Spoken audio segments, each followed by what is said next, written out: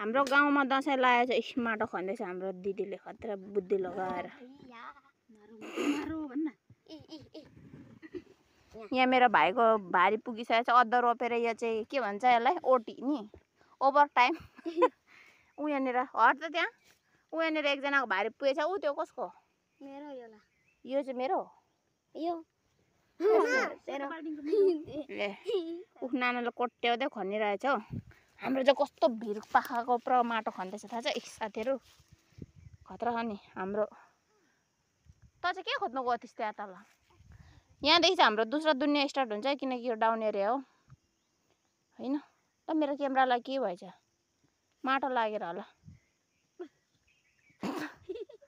नानाले कस्तो कोट्या कोट्या खन्दैछ भने नि त बिचारा बुद्धि धेर भयो नि दुःख पाइन्छ भने त उहिलेको बुढापाकाले।